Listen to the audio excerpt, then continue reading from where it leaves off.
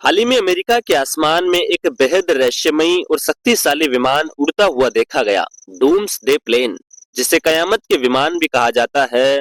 यह कोई आम जहाज नहीं बल्कि वह विमान है जिसमें अमेरिका के राष्ट्रपति युद्ध के समय सुरक्षित रहते हैं।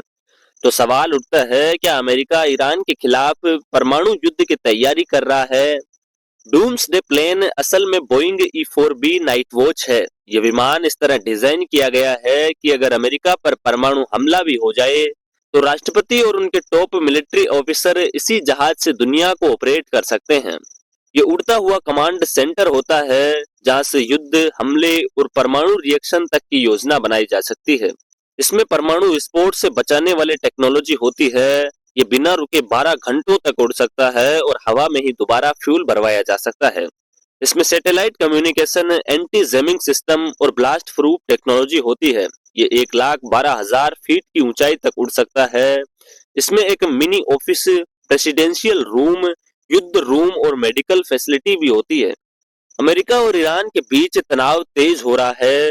ईरान और इसराइल के बीच छिड़ी जंग में अमेरिका खुलकर इसराइल के साथ खड़ा दिख रहा है। इसी दौरान अमेरिका में यह डूम्सडे प्लेन उड़ता हुआ देखा गया।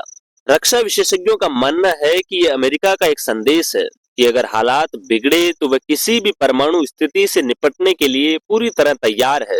हाल ही में कई रिपोर्ट्स में यह कहा गया है कि ट्रंप के दौर में इस प्लेन की टेस्टिंग और अपग्रेड पर खास ध्यान दिया गया है।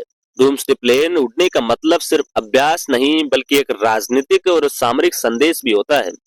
डूम्सडे प्लेन सिर्फ एक विमान नहीं बल्कि अमेरिका की सुरक्षा नीति का वो हिस्सा है जो उसे दुनिया की सबसे ताकतवर सैन्य ताकत बनाता है। ईरान इजराइल विवाद के बीच इसका उड़ना दर्शाता है कि अमेरिका किसी भी सूरत में तैयार रहना चाहता है।